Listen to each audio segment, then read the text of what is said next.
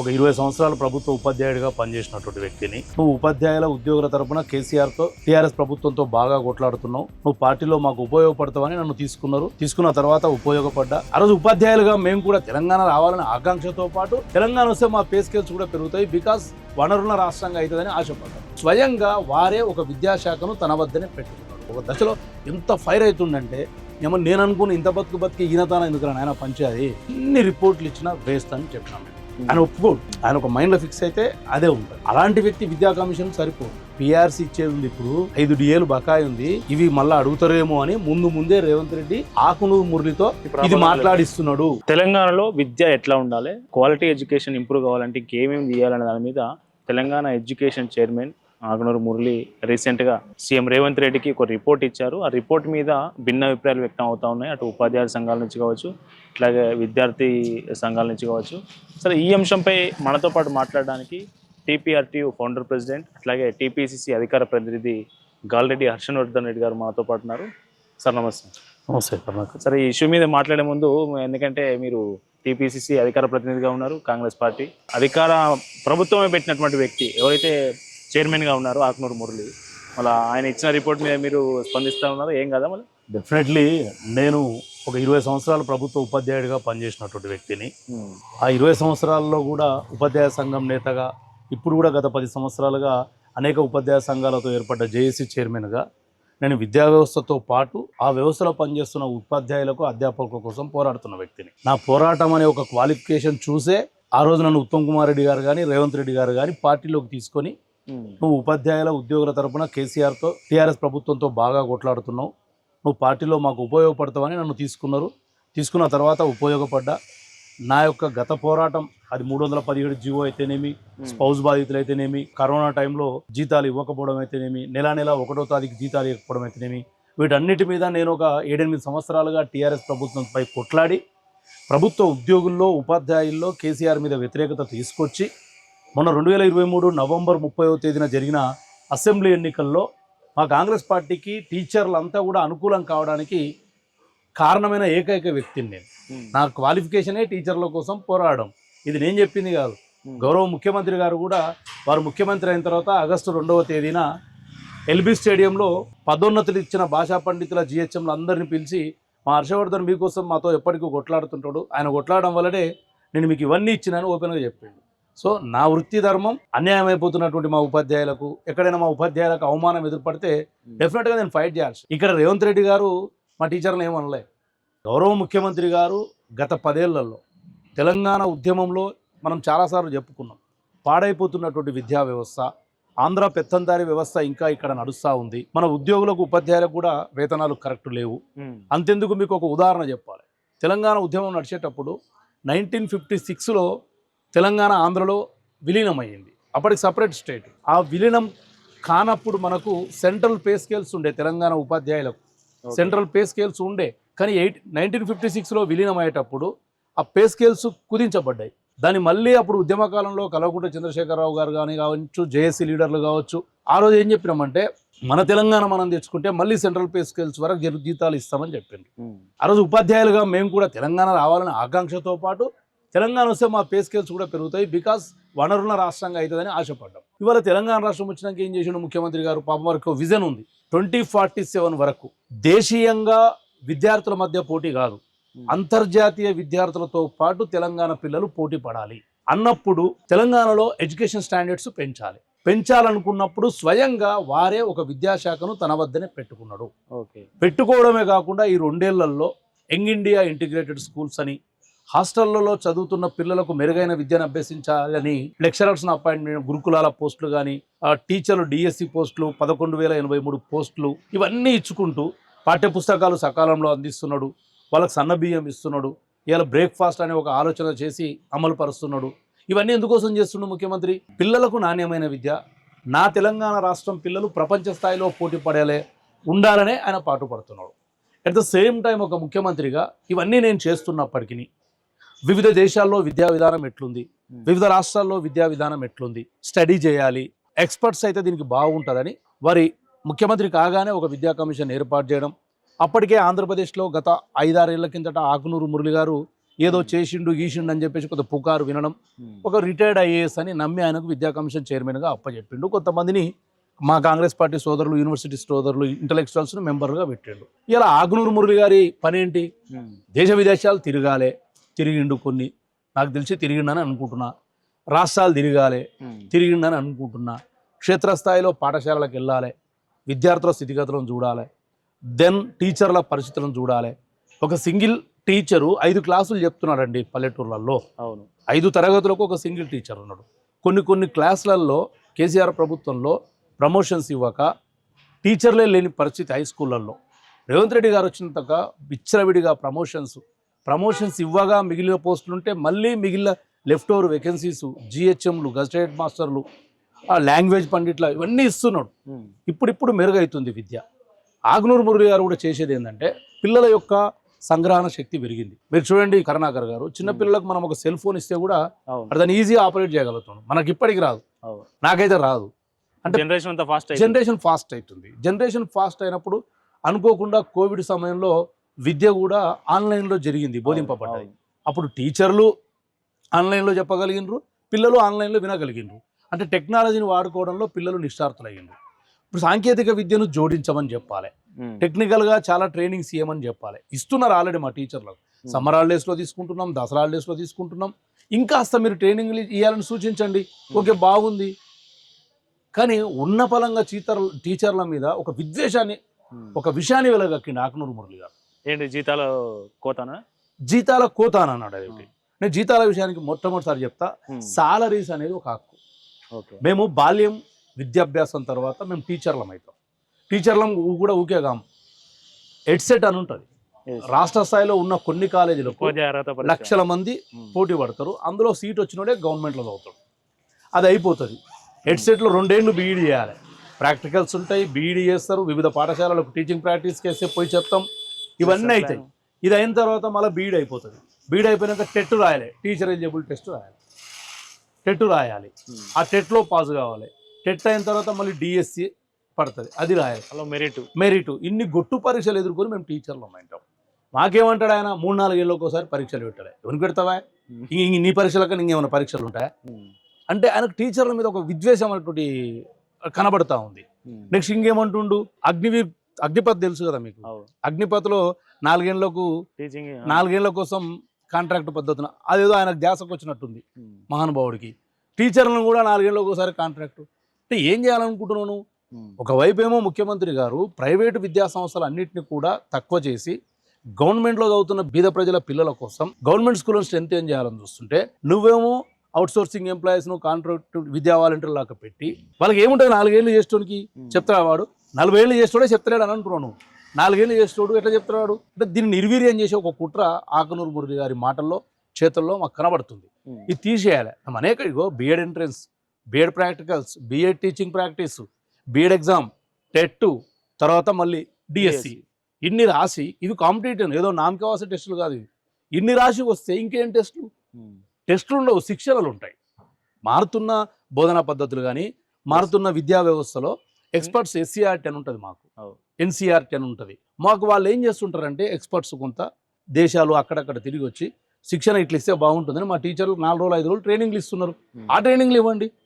జీతాల గురించి చెప్పడం ఎంతవరకు? జీతాల గురించి చెప్తాను. నేను కూడా గవర్నమెంట్ టీచర్గా పనిచేసినప్పుడు బిల్స్ చేస్తుండే. అప్పుడు మాన్యువల్ ఉంటుండే, సిస్టమ్ లేకుంటుండే. నేను మండలంలో పనిచేస్తే 218 మంది బిల్లులు చేస్తుంటే, అప్పుడు హైయెస్ట్ రిటైర్ అయ్యే టీచర్ శాలరీ 10,000, 12,000 మహా అయితే. రిటైర్డ్ అయ్యేటుంది ఎక్కినోంది 1,200, 1,500. నేను 1,200కే నెలకు జీతం చేసిన, 1,500కే నేను ఇంకో 2వ సంవత్సరం చేసిన. నా బేసిక్ పే 3750. ఫస్ట్ 1970, తర్వాత 3750, తర్వాత 4050 అయి రాజశేఖర రెడ్డి గారు 2007లో స్కేల్స్ మొత్తం పిఆర్సీవి సమగ్రంగా వారు ప్రక్షాళన చేసినప్పుడు మాస్టర్ స్కేల్స్ ఏర్పడ్డాయి. ఆ మాస్టర్ స్కేల్స్లలో ఏమైందంటే టీచర్ల జీతాలు కాదు, రాష్ట్రంలో ఉన్నటువంటి అన్ని వర్గాల జీతాలు పెరిగినాయి. అందులో టీచర్లు కూడా ఉన్నాయి. నేను 98 డిఎస్సి, నేను ఇలా సర్వీస్లో ఉంటే 1,22,000 తీసుకుంటుంటే, నా 98 అంటే ఎంత ఇవ్వాలా? 2026, 28 ఏళ్ళు పనిచేసినోడు 1,26,000 తీసుకోవడం తప్ప. మొన్న 2024 2 ఏళ్ల కిందట మీకు గుర్తుంటుంది దసరాకు మా రేవంత్ రెడ్డి గారు 11,083 మందికి ఉద్యోగాలు. అలా జీతం ఎంత ఈరోజు 40,000. అంటే జూనియర్లుగా ఉన్నాయి, సీనియర్లు ఉన్నాయి. నేను 30 ఏళ్ళు, రేపు 28 వస్తే 30 ఏళ్ళు అవుతుంది. లేదా ఇంకో 35 ఏళ్ళు ఉన్నాడు అనుకో, నాకన్నా ముందు 93లోనో 92లో జాబ్ వచ్చిన టీచర్కు జర ఎక్కువ ఉంది, 1,50,000 ఉండొచ్చు, 1,60,000 ఉండొచ్చు. అది పెద్ద జీతమా? ఇప్పుడు ఈయన ఐఏఎస్గా పనిచేసిండు, ఈయన కలెక్టర్గా పనిచేసినప్పుడు మేము అడిగినామా? ఈయన ఒక బంగ్లా, ఈయన ఒక నౌకర్లు, కారు, బంట్రోతులు, వంట చేసేవాళ్ళు సపరేటు, ఛాయ్ పోసేవాడు, ఇట్లా అద్దుకొని తాగే ఛాయకు కూడా మెనూ ఉంటుంది, టిఫిన్కు పైసలు ఉంటాయి. ఒక ఐఏఎస్ ఆఫీసర్కు టిఫిన్ కూడా మెనూ ఉంటుంది. మరి నువ్వు తీసుకునిలేవా? మా టీచర్లకు ఏముంటుంది?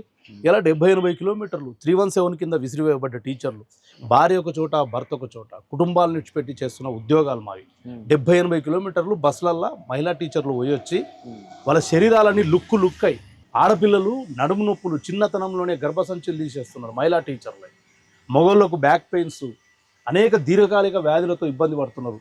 వసతులు లేకుండే రేవంత్ రెడ్డి గారు వచ్చిన తర్వాత టాయిలెట్స్ కట్టించిండు. స్కూల్ బిల్డింగ్లకు గతంలో ఉన్న అమ్మ ఆదర్శ స్కీమ్ కింద ఇలా రిపేర్లు చేయిస్తూ ఉన్నాడు. గటువంటి దాంట్లోకి ఏమైనా సూచనలు చేయాలి? నేను ఛాలెంజ్ చేసి చెప్తా. నాది మహబూబ్ నగర్ ఎమ్మెల్యే ఎన్ఎం శ్రీనివాసరెడ్డి ఉన్నాడు. మీరు రండి ఒకసారి ఆకునూరు మురళి గారు వస్తే నేను చెప్తా ఎట్లా చేస్తుండే ఆయన.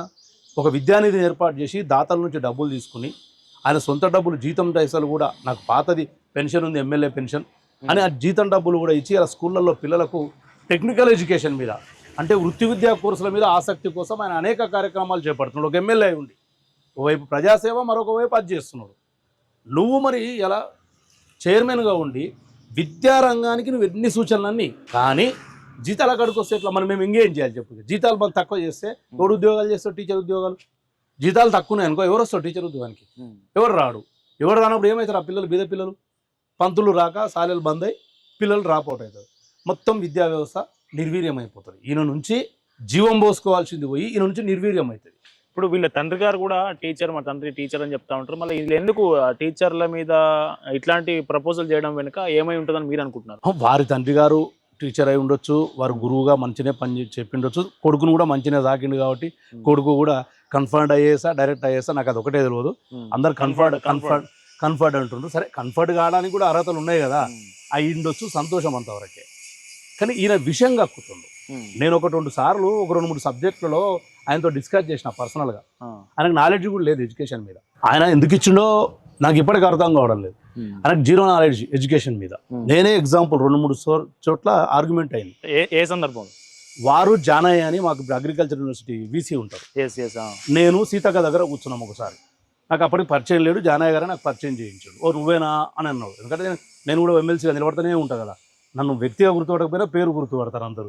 ఓ నువ్వేనా అన్నాడు. ఎస్ సార్, మీరంటే నాకు అభిమానము, ఎందుకంటే పెద్ద మనిషి కదా అని అన్న తర్వాత సీతక్క, హర్షన్న వాళ్ళేదో మన హయాంలో 2,700 బడులు మూతపడ్డాయని టీఆర్ఎస్ వాళ్ళు అంటున్నారు, మరి దాన్ని నువ్వు టీచర్స్కి వెళ్ళి వచ్చినావు కదా అని నన్ను అడిగింది ఆమె. పాపం గౌరవనీయులైన మంత్రి గారు, లేదమ్మా 2,000 కాదు, అసలు రాజశేఖర రెడ్డి గవర్నమెంట్లో ఎక్కువ మూతపడ్డాయి అన్నాడు. లేదు సార్ అన్న. అంటే డిపెప్ స్కూల్ తెచ్చిండమ్మా రాజశేఖర రెడ్డి గారు డిపెప్ స్కూల్ తెచ్చిండ అన్నారు. డిపెప్ అంటే డిస్ట్రిక్ట్ ప్రైమరీ ఎడ్యుకేషన్ ప్రోగ్రామ్. మీకు గుర్తుంటుంది, పెన్సిల్ బొమ్మ ఉండి అక్కడ పిల్ల, ఇక్కడ ఒక పిల్లవాడు. స్కూల్స్ కూడా అప్పుడు వచ్చినాయి కదా. అదే చెప్పబోతున్నా. 96-98లో చంద్రబాబు నాయుడు గారు ఉన్నప్పుడు డిపెప్ స్కూల్స్ తీసుకొచ్చిండు. ఈయన ఏమంటాడు? రాజశేఖర్ ఉన్నప్పుడు తెచ్చిండు అంటాడు. సార్ నీకు దండం చేస్తా, నీతో ఆర్గ్యుమెంట్ చేయలేను, నేను సెలెక్ట్ అయిందే 98లో డిపెప్ స్కూల్ కింద డిఎస్సి పెడితే ఒక పెన్సిల్ బొమ్మ ఉండి అక్కడ అమ్మాయి ఇక్కడ అబ్బాయి కూర్చుని రకం మీకు ధ్యాసకుందంటే సీతక్క కూడా అవునవునన్నా అది బాగా గుర్తుందన్నా అని అన్నా. అది వచ్చింది 1996-98 మధ్యన వచ్చింది. ఆ డిపెప్ స్కూల్లో కోసమే ఒక డిఎస్సి పెట్టిండు. ఆ డిఎస్సీలో నేను సెలెక్ట్ అయినా, నాకు బాగా గుర్తాను. యువర్ రాంగ్ అది అన్నాడు. ఇక పెద్ద మనిషి అన్న రాంగ్ అంటే నేను ఎంతసేపు ఆర్గ్యుమెంట్ చేస్తా? ఇక తిట్టుకుని కొట్టుకునే పరిస్థితి అవసరమా? ఆయన నాలెడ్జ్ ఆయన నాకు అది చెప్పి మళ్ళీ ఏమన్నా అంటే, రాజశేఖర రెడ్డి అది తీసుకురాలేదు సార్. 2008లో రాజశేఖర రెడ్డి గారు చనిపోకన్నా 1 year ముందు, అకాడమిక్ ఇయర్ ముందు, గ్రామీణ ప్రాంత పిల్లలు కూడా ఇంగ్లీష్ మీడియం చదవాలని సక్సెస్ స్కూల్ తీసుకొచ్చిండు. 2007లో యూపీఏ గవర్నమెంట్, కపిల్ సిబాల్ గారు హెచ్ఆర్డి మినిస్టర్. కపిల్ సిబాల్ గారు ఏం చేసిరంటే, అమ్మాయిలు డ్రాప్అవుట్ అవుతున్నారు, 5th చదివిన తర్వాత యూపీఎస్కి వెళ్ళాలంటే ఇంకో ఊరుకోవాలి. 6వ తరగతి అమ్మాయి అంటే ఇంత ఎదిగిన పిల్ల అవుతుంది.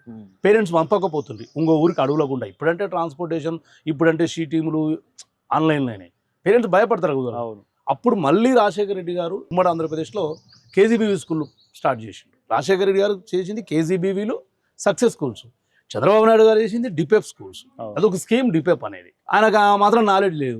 ఒక దశలో ఎంత ఫైర్ అవుతుందంటే నేను అనుకుని ఇంత బతికి ఈయనతాన ఎందుకు ఆయన పంచేది, ఆయననే రియలైజ్ అవుతాడు ఏదో రోజు అనుకుని. అట్లా నాకు తెలిసిపోయింది ఈయనకు నాలెడ్జ్ లేదు, ఈయన ఏది చెప్తే అదే నేను ఒప్పుకుంటా. అది కన్ఫర్డ్ ఐఏఎస్ అయినా ఐఏఎస్ స్థాయికి పోయిందంటే ఆయనకున్న క్వాలిఫికేషన్ నేను గౌరవిస్తాను. కానీ ఆయనకున్న నాలెడ్జ్ దేంట్లోనో దాంట్లో ఎక్స్పర్ట్ ఉండొచ్చు. ఇప్పుడు నేను కూడా నేను టీచర్లు కాబట్టి అనర్గంగా ఏవో డేట్లు జీవోలు చెప్తున్నా. నన్ను తీసుకుపోయి మీ స్టూడియోలలో పెడితే ఏం చెప్తా, కెమెరా పట్టుకొని కూడా రాదు నాకు. సో ఎవరి పని వాళ్ళకు, ఆయన పని ఇది కాదు. నేను అందుకే డిమాండ్ చేస్తా ఉన్న పల్లవి టీవీ నుంచి కూడా ఆయనను పక్కకు పెట్టాలి. ఇలా ఆయన వల్ల ఏమవుతుందో తెలుసా, మా రేవంత్ రెడ్డి గారు చెడ్డ పేరు వస్తుంది. ఇది కేసీఆర్ మీద వ్యతిరేకతతో 2 లక్షల ఉపాధ్యాయ కుటుంబాలు మాలాంటి వాళ్ళం టీచర్లలో అవేర్నెస్ తీసుకొచ్చాం. ఉపాధ్యాయులారా కేసీఆర్ మనకి ఇట్లా నష్టం చేస్తున్నాడు, ఉపాధ్యాయులారా 317 వల్ల నష్టం జరిగింది, ఉపాధ్యాయులారా స్పౌజ్ ఇవ్వలేరు అని అనేక ఇష్యూల మీద మేము ఉపాధ్యాయులను మేల్కొల్పినాం.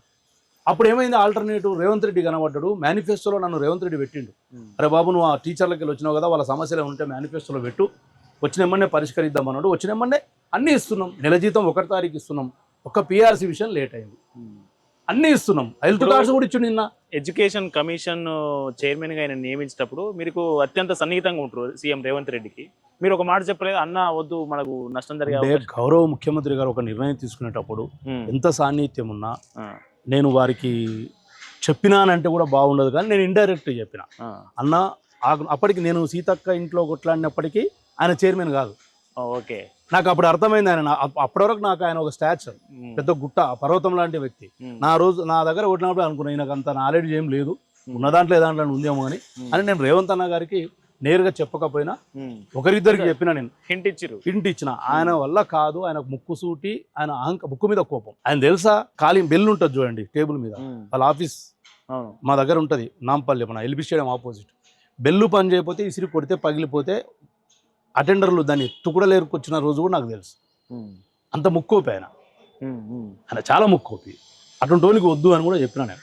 నాకైనా శత్రువు కాదు, నాదే అనేది ఒక యూనియన్ కాదు, నాకేమైనా ఇది కాదు. ఇప్పుడు ఈ రిపోర్టు తయారు చేసేటప్పుడు ఏమైనా టీచర్ సంఘాలు కావచ్చు, ఉపాధ్యాయులతో కావచ్చు, ఇక్కడ మాట్లాడిన సందర్భాలనే ఎక్కడ మాట్లాడలేదు. నేనే ఎగ్జాంపుల్, టీపీఆర్టీ అని నా సంఘం, నేను వ్యవస్థాపక అధ్యక్షుని. ఓకే, నేనే ఓ రోజు పోయి, సార్ ప్రైవేట్ స్కూళ్ళలో ఫీజులు ఎక్కువైతున్నాయి, బీదోళ్ళు కట్టలేకపోతున్నారు సార్, హాల్ టికెట్లు ఇచ్చేటప్పుడు పేరెంట్స్ని ఇబ్బంది పెడితే తాలిబొట్లు అమ్మి తెచ్చి కడుతున్న రోజులు సార్, మీరు ముఖ్యమంత్రి గారికి చెప్పండి సార్, ప్రైవేట్ స్కూళ్ళ మీద నియంత్రణ చేయమనండి అని చెప్పిన. లేదు హర్షవర్ధన్ మంచి టాపికే, నువ్వు ఒక రోజు రిపోర్ట్ తీసుకురా అన్నాడు. నేను మా యూనియన్ ఉమాకర్ రెడ్డి, పరో సత్యనారాయణ ఇద్దరు జనరల్ సెక్రటరీ ప్రెసిడెంట్లు తీసుకుపోయి ఒక 70 పేజీల రిపోర్ట్ ఇచ్చిన. చాలా బాగా ఇచ్చినావా, ఎవరికి ఓపిక లేదు, నువ్వు కూడా బాగా తెచ్చి ఇచ్చినావు అన్నాడు. థ్యాంక్ యూ సార్ అన్న, మా ఫోటో దిగినాం, తప్పదు కదా ఇక చేసినాం. నేను చాలా సందర్భాల్లో చెప్పిన, సార్ మీరు క్షేత్రస్థాయిలో తిరగండి, టీచర్ పూపిల్ అంటే విద్యార్థి ఉపాధ్యాయుని యొక్క మధ్యనున్న ఆ ఇంటరాక్షన్ గమనించండి. అక్కడ ఏమైనా భేదం ఎక్కువ అంటే దూరం ఎక్కువ ఉంటే దాన్ని ఎట్లా దగ్గర చేయాలండి. టీచర్ను మనము విద్యార్థికి ఎట్లా దగ్గర కావాలనేది ఎక్కడైనా లేమి కనబడితే దాన్ని సూచించు. టీచర్ ఎంత మంచిగా చెప్పినా విద్యార్థి సంగ్రహణ శక్తి అంటే వాడు గ్రహించే గ్రాస్పింగ్ కానీ వాడు రిసీవ్ చేసుకునే పద్ధతి ఉంటే ఆ పిల్లవాడిని ఎట్లా తీసుకోవాలని ఒక ట్రైనింగ్లు ఇద్దాం. అంతే తప్ప నువ్వు ఎన్ని రిపోర్ట్లు ఇచ్చినా వేస్ట్ అని చెప్పినాం మేము. ఆయన ఒప్పుకోడు, ఆయన ఒక మైండ్లో ఫిక్స్ అయితే అదే ఉంటుంది. అలాంటి వ్యక్తి విద్యా కమిషన్ సరిపోడు. నేను అందుకే పల్లవి టీవీ ద్వారా చెప్తా ఉన్నా, ఆయనను పక్కన పెట్టాలి. పెట్టకపోతే నేను నాకు ఇంకొక సమాచారం తెలిసింది, ఆయన రిపోర్ట్ ఇచ్చిన తర్వాత మీలాంటి టీవీలు మైమ్నార్లు మన తొలి వేలు వాళ్ళు కూడా వచ్చిన పొద్దున. ఓకే, ఏదైనా టీవీలో మాట్లాడేటప్పుడు అథెంటిక్ ఉండాలి, అందులో నన్ను నమ్ముతారు. ఓట్లేసి గెలిపించకపోయినా మా టీచర్లకు నా మాట్లాడితే నమ్మకం. ఓకే, అరే హర్షన్న కరెక్టే చెప్తాడు, హర్షవర్ధన్ కరెక్టే చెప్తాడని. నేను ఆ విద్యా కమిషన్లో ఉన్నటువంటి అందరు మెంబర్లు నాకు వెరీ క్లోజ్. అందరు పేర్లు చెప్పాను, అందరు వెరీ క్లోజ్. నేను ఫోన్లు చేసిన, ఇదేంది మీరు పక్కనే ఉన్నారు, ఫోటో చూసిన, పెద్ద సెల్ఫ్ గవర్నమెంట్ రోజు దిగినట్టు దిగినరా బాబు ఫోటో. మరి ఆయన అట్లా టీచర్ల గురించి మాట్లాడేటప్పుడు మరి మీరు ఏమనలేదా అంటే, నేను 4 ఫోన్లు చేస్తే 4 ఒకటే సమాధానం చెప్పాను. ఏమని, లేదన్నా అది రిపోర్ట్లో లేదు, పెట్టేటప్పుడు కూడా వద్దన్నాము మేము, లాస్ట్లో తగిలిచ్చిండు, జీతాల గురించి మనకెందుకు, ఏమన్నా సూచనలు చేద్దామంటే వినకుండా ముఖ్యమంత్రి దగ్గర పోయిండు. ముఖ్యమంత్రి గారు కూడా ఖుద్దు చెప్పిండంట, చైర్మన్ గారు మనకు ఆ జీతాల జోలి ఎందుకు, విద్యారంగాన్ని ఎట్లా పటిష్టపరచాలో నువ్వేమంటే తీసుకొచ్చినావు కదా, నేను చదువుతా. జీతాలు అనేది ప్రభుత్వం చూసుకుంటుంది, ఆర్థిక శాఖ ఉంటుంది. మనం ఎట్లాగో పిఆర్సీ కమిషన్ వేసినాం, రేపో మాపు పిఆర్సీ ఇచ్చేటప్పుడు చూద్దాం ఎక్కువ ఉన్నాయా తక్కువ ఉన్నాయా. ఉద్యోగ సంఘాలు ఉపాధ్యాయ సంఘాలు మెయిన్ ఉన్నాయి పిలుచుకుందాం ఇప్పుడు ఆ జోలు ఎత్తక అన్నాడంట. లేదండి ఇది చాలా ఇంపార్టెంట్ అన్నాడంట. సరే అంత ఇంపార్టెంట్ అంటున్నాం ఎందుకంటే వారు కూడా ఒక కమిషన్ చైర్మన్ వచ్చిన తర్వాత ఒక రిటైర్డ్ ఐఏఎస్ వచ్చిన తర్వాత ముఖ్యమంత్రి కూడా గదమాయించలేడు కదా. అవును. సరే ఇచ్చేది కానీ ఏమైనా దీని మీద బదలాం అయితే నన్ను మాత్రం బదలాం లేపకు. మా సార్ అట్లే చెప్తాడు మరి ఏమంటున్నా నన్ను మాత్రం బదలాం లేపకురా పోయి అదేదో నువ్వు మిలమే వేసుకుంటట్టుంటే అంటే ఎస్ నేనే వేసుకుంటా అని అన్నా చదివిండంట. ఇప్పుడు ఏమవుతుంది నాకు నష్టం ఏంటంటే నువ్వు అడిగిన ఫస్ట్ పార్టీలో ఉన్నావు కదా నీకే నేను పార్టీలో ఎందుకున్నా అంటే వీళ్ళందరి తరఫున కొట్లాడేటందుకే నన్ను మెచ్చి ఉత్తమ్ కుమార్ రెడ్డి గారు పీసీసీ ప్రెసిడెంట్ ఉన్నప్పుడు జాయిన్ చేసిండు. రేవంత్ రెడ్డి పీసీసీ ప్రెసిడెంట్ అయిన తర్వాత అధికార ప్రతినిధి ఇచ్చిండు, మేనిఫెస్టో కమిటీ మెంబర్ ఇచ్చిండు. ఇప్పుడు నేను కింద జరుగుతున్న అసమ్మతిని కింద వస్తున్న కోపోద్రేకాలను నా ముఖ్యమంత్రి గారి దృష్టికి తీసుకోకపోతే నేను తప్పు చేసినట్టయితే అంతే కదా. ఇంకొకటి ఏమవుతుందంటే ఈ ఒక్కని వల్ల 2 లక్షల ఉపాధ్యాయుల కుటుంబాలు గురుకులాలు విరుకులాలు అన్ని టీచర్ కమ్యూనిటీ అధ్యాపక కమ్యూనిటీ వేసుకుంటే 2.5 లక్షలు ఉంటాం మేము. 2.5 lakhs ఉపాధ్యాయుల కుటుంబాలు ఇలా ముఖ్యమంత్రి గారి మీద ప్రపోగండ లేపుతున్నాయి. ఏం లేపుతున్నాయి? గ్రూపులలో ఉన్నాయి కదా సోషల్ మీడియాలో. ముఖ్యమంత్రి అన్ని గ్రూపులు ఉన్నాడు, ఆగ్నూరు మురళి అన్ని గ్రూపులు ఉన్నాడు, మంత్రులు ఉన్నా చూడరు, అంటే వాళ్ళ స్థాయి పెద్దది చూసుకోరు. ఏమంటున్నారు తెలుసా? పిఆర్సీ ఇచ్చేది ఉంది, ఇప్పుడు 5 DAలు బకాయి ఉంది, ఇవి మళ్ళీ అడుగుతారేమో అని ముందే రేవంత్ రెడ్డి ఆకునూరు మురళితో ఇది మాట్లాడిస్తున్నాడు. ముట్టి పుణ్యాన్ని కదా పాపం ఆయన తిప్పాలు పడుతున్నాడు. హెల్త్ కార్డ్స్ ఇచ్చే మొన్న ఏదైనా ఎంప్లాయీస్ అనిపోతే 10 లక్షల బీమా ప్రకటించే 3 రోజుల కింద మా ఉద్యోగ సంఘాలలో ఆయనకు ట్యాంక్ చెప్పిరి, మాకు ప్రమోషన్లు ఇచ్చే, సంవత్సరంలో 3 సార్లు ప్రమోషన్లు ఇచ్చే, 2 సార్లు ట్రాన్స్ఫర్లు చేసే, నెల ఆదివారం ఉన్నారు, రేపు ఆదివారం కదా, రేపు చూడు రేపు మధ్యాహ్నం వరకు నీకు తెలిసిన టీచర్ కన్నా ఫోన్ చేయి, జీతం వచ్చిందా లేదంటే మెసేజ్ నీకు పెడతాం. జీతం ఇస్తున్నాడు, అన్నీ ఇస్తున్నాడు. ఒక DA జర లేట్ అయింది, పిఆర్సీ లేట్ అవుతుంది, పరిస్థితి బాగాలేదు. కన్నా పొట్ట చేతిలో పట్టుకొని ఆయన ఏమంటాడు కడుపు కట్టుకొని దొప్పుకుంటూ వస్తుంటే ఈ కింద జరిగే ప్రపగండ ఏమవుతుంది? టీచర్లే 2,50,000 కుటుంబాలు, టీచర్ల కుటుంబం నేనే ఉన్నానుకో కరుణాకర్, నువ్వు టీచర్ కాకపోయినా నాకు చుట్టా నువ్వు కూడా బాధపడతావు కదా. నేనేం చెప్తే నువ్వు ఇన్ఫ్లుయెన్స్ కావా? అవు కదరా పోయి అమ్మ రేవంత్ రెడ్డి వచ్చి టీచర్ల జీతాలు కట్ చేస్తున్నాడంట, ఇది పుకారు లేపుతున్నా అంటే ఎంత నష్టం మా రేవంత్ నాకు. ఆకునూరు మురళి అనట ఆయన ఆంధ్రప్రదేశ్లో ఏదో నరికినా పొడిచినా అని చెప్తాడు. నరకలే పొడవలే. ఈయన నమ్ముకొని జగన్మోహన్ రెడ్డి మొత్తం విద్య ఆయనకిస్తే నాశనం చేసి వచ్చిన ఎఫెక్టే జగన్మోహన్ రెడ్డికి పడ్డది. ఓ 2-3% పోల్స్లో ఆకునూరు మురళి నిర్వాహకం జగన్కి ఎఫెక్ట్ పడి ఓడిపోయింది. రేపు మా రేవంత్ రెడ్డికి ఆ పరిస్థితి రావద్దు. ఎందుకంటే ఆయన కన్న కష్టం చేసిండు, కేసులు ఎదుర్కొన్నాడు, అవమానాలు పొందిండు, జైలుకు పోయిండు, నానా యాతన పడి ఆ స్థాయికి వచ్చినటువంటి వ్యక్తి. ఆకునూరు మురళి ఏముంటుంది? రేపు విద్యా కమిషన్ చైర్మన్ టైం అయిపోతే ఇంటికి పోతాడు, మళ్ళీ ఇస్తేనేమో రేవంత్ రెడ్డిని పోగొడతాడు, మళ్ళీ అయిపోతే ఏం చేస్తాడు? రేవంత్ రెడ్డిని తిట్టుకుంటూ లాస్ట్ 2028 ఎలక్షన్ల ముందు మళ్ళీ ఏదైనా ఓ పార్టీకి సపోర్ట్ చేస్తాడు, బస్సు గిస్తో పెట్టుకొని యాత్ర చేస్తాడు, మళ్ళీ వచ్చే గవర్నమెంట్లో మళ్ళీ ఓ పోస్టు తీసుకుంటాడు, 4 లక్షల రూపాయలు జీతం తీసుకుంటున్నాడు. ఎందుకు తీసుకోవాలన్నా? నువ్వు ఇంటెలెక్చువల్వే కదా, మేధావి కదా, నువ్వు మేధావి అని రేవంత్ రెడ్డి గారికి సలహాలు ఇస్తున్నా అని చెప్పు. పైసలు తీసుకుంటావు బరాబరు, న్యాయంగా జీతం వచ్చిన వాళ్ళకేమో జీతం తక్కువ. మాకు ఇంకా ఏం ఆధారం ఉంది చెప్పు? జీతం తప్ప మాకేముంది? మాకేమన్నా బస్ కిరాయిలు ఇస్తున్నావా? ఏదో రేవంత్ రెడ్డి వచ్చినాక మహిళా టీచర్లకు ఉచితంగా బస్సు పెట్టిండు, అది కూడా మేము వద్దన్నాం. నేను చెప్పిన రేవంత్ నాకు అన్న మహిళా టీచర్లకు ఎందుకన్నా శాలరీస్ వస్తున్నాయి కదా అంటే లేదు అందరు తెలంగాణలో ఉన్న ప్రతి బిడ్డ ఆడబిడ్డనే. ఆయన విజన్ కరెక్టే ఉంది. ఈయన వల్ల ఆయన చెడిపోతే నష్టం ఎవరికి? కాంగ్రెస్ పార్టీకి కదా. ఆ కాంగ్రెస్ పార్టీని నమ్ముకున్న నాలాంటి కదా. చెప్పండి. ఇప్పుడు ఒక విషయం అడిగితే ఈరోజు అన్ని పేపర్లలో వివిధ సంఘాలు ప్రకటనలు ఇచ్చినాయి, ఈ ఎడ్యుకేషన్ కమిషన్ రిపోర్ట్ మీద అభ్యంతరాలు వ్యక్తం చేసినాయి కదా. ఇప్పుడు ఈ కమిషన్ రిపోర్ట్ను సీఎం రేవంత్ రెడ్డి గారు పరిగణలోకి తీసుకునే అవకాశం ఉందా? పరిగణలోకి తీసుకున్న ఏ సానుకూల అంశాలు తీసుకుంటారా? మీ టీచర్ల జీతాల వరకు చర్చ జరిగే అవకాశం ఉంటుందా? కర్ణాకర్ నేను కూడా చూస్తున్నా అన్ని. మీరు మాట్లాడేటప్పుడు అన్నారు భిన్నాభిప్రాయాలు ఏం లేవు, ఏకాభిప్రాయం, అందరివి ఏకాభిప్రాయమే. గమనాలు వేరైనా గమ్యం ఒకటే.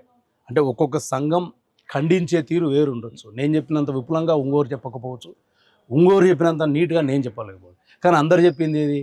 ఆకునూరు మురళి ఇచ్చిన రిపోర్టు తప్పు, ఆకునూరు మురళిని క్షమాపణ అడుగుతున్నాం, ఆకునూరు మురళి తప్పుకోమంటున్నాం, తప్పేయమంటున్నాం. ఇది ఒకటి. అన్ని సంఘాలు కూడా వద్దంటున్నా ముఖ్యమంత్రి గారు పరిగణలోకి తీసుకో. అసలు నేను ఈయన రిపోర్ట్ ఏమని కూడా అడగలేదు. నన్ను నా దగ్గరనే 4 సార్లు అన్నాడు ఆకునూరు మురళి. ఏమైనా చూడదని కమిషన్ వేసిండ్రు, మమ్మల్ని ఏం అడగరు, మాది అసలు ఏం పరిగణలోకి తీసుకోరు. అన్నా ఏం సార్ ఆయనకి ఏం పని పట్టలేదా? దినాం నీతానే కూర్చోవాలన్నా? ఎన్నో కమిషన్ వేసిండు, నువ్వేం జరుగుతుందో చూసి అన్నాడు. ఒక కాగితవి చదువుతాడు.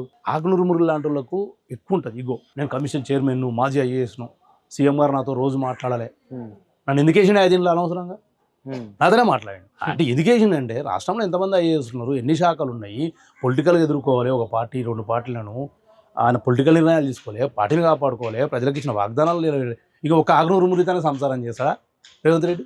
పొద్దున్నేసి అదే పనే కాదు కదా. ఎవరికి ఇచ్చే ఇంపార్టెన్స్ వారికి ఇస్తారు. ఆ ముఖ్యమంత్రి స్థాయి అటుంటుంది. ఈయన ఎక్కువ ఊహించుకొని రిపోర్ట్, నాకు తెలుసు ఇంటర్నల్గా, నేను మీ ద్వారా చెప్పొచ్చో లేదో కానీ ఇక చెప్తున్నా, ఆయన నేను రిపోర్ట్ తయారు చేయమని చెప్పలేదు, ఆయన నేను రిపోర్ట్ ఇవ్వమని అడగలేదు. ఈయనంతకిన పోయి ఉతారానికి ఇచ్చిండు. ఆ ఇచ్చేటప్పుడు 2 ఉతారమైన పదాలు మాట్లాడిండు. ఇలా ఎంతమంది భ్రష్ట్ అవుతున్నాం. లేకపోతే ఆకునూరు మురితనం మాకేం పంచాది, నేను ఆయన మర్చిపోయి 1 year అంతే కదా, మాకేముంటుంది ఆయన తానా. నాలాగా మా ఉపాధ్యాయ సంఘాలు కూడా అందరు అంతే. ఇప్పుడు సరే ఎక్కువ జీతాల గురించి మాట్లాడి అనుకుందాం. సర్వశిక్ష దానిలో ఉద్యోగుల్లో 10,000 12,000 పనిచేసే ఉద్యోగులు కూడా ఇప్పటికి ఉన్నారు. 15,000 పనిచేసేవాళ్ళు. మళ్ళీ వాళ్ళకు జీతాలు పెంచాలి, వాళ్ళకి రెగ్యులరైజేషన్ ఇట్లాంటి సూచనలు ఏమన్నా మీరు రిపోర్ట్ చదువుకుంటారు? అదేం లేవు అస్సలు. సింగిల్ పాయింట్ లేదు. మళ్ళీ జీతాలు పెంచమని లేదు, ఆయన జీతాలు తగ్గించమని అన్నాడు. ఇప్పుడు సమగ్ర శిక్ష అభియాన్లో ఉంది, పార్ట్ టైం ఇన్స్ట్రక్టర్స్ అని ఉంటారు. అవును, క్రాఫ్ట్, డ్రాయింగ్, పీటీలు, వాళ్ళకి 11,700 లీస్ట్ జీతం వాళ్ళదే. ఇంకా జర తక్కువ అంటే అకౌంటెంట్స్ వాళ్ళది ఉన్నట్టు 2 మెసెంజర్స్. వాళ్ళకి ఏమొస్తుంది? వాళ్ళు ఫుల్ టైం పనిచేస్తారు స్కూల్లో, పార్ట్ టైం ఇన్స్ట్రక్టర్ అని పేరు పెట్టినరు, వాళ్ళ జీతం 11,700. వాళ్ళు పెంచమని అనొచ్చు కదా. ఎంత తగ్గి ఎక్కువ వాళ్ళకి తగ్గించాలని ప్రపోజల్ పెట్టినప్పుడు తక్కువ వాళ్ళకి కూడా 11,000తో ఈ రోజు ఎవడు బతుకుతాడు? ఇప్పుడు కొన్ని లక్షల మంది బీడీలు, టీటీసీలు చేస్తున్నారు. ఈయన ఏమంటాడు, ఈ అగ్నిపత్లాగా 4 ఏళ్ళకి టెంపరీగా తీసుకోమంటారు. తీసుకోమంటే నిరుద్యోగుల్లో ఎన్నో ఆశలు పెట్టుకున్న వాళ్ళు ఏమవుతుంది, ఆశ నిపాతంగా కాంట్రాక్ట్ లాగంట, గవర్నమెంట్ నౌకరు కాదంటే ఎవడు చేస్తాడు, ఎవడు చదువుతాడు? అంటే ఒక వ్యక్తి తీసుకునే నిర్ణయం అంటలేను, ఒక వ్యక్తి మాట్లాడే వ్యాఖ్యల మీద సమాజం అంతా కూడా ప్రభావితం అవుతుంది. ఇలా చూడండి, రాష్ట్రం నిరుద్యోగులు కూడా నాకు తెలిసి దీన్ని వ్యతిరేకిస్తుంటాం. అవును, ఎందుకంటే ఒక టీచర్ జాబ్ చేస్తే 1,00,000 రూపాయలు వస్తుంది, 10 ఏళ్ళు కాగానే పిల్ల పాపలతో ఉండొచ్చు అనే ఆలోచన ఉన్నోనికి జీతాలు తక్కువ చేయమంటే ఇంకెందుకు సరే నీ జీతం మరి ఎందుకు? నువ్వు 4 లక్షలు ఇస్తుంటే రేవంత్ రెడ్డి గారు నాకు పెన్షన్ వస్తుంది 4 లక్షలు ఎందుకా, ఇక వెహికల్ ఇంత డీజిల్కి అని అనొచ్చు కదా, అది అన్నాడు ఆయన.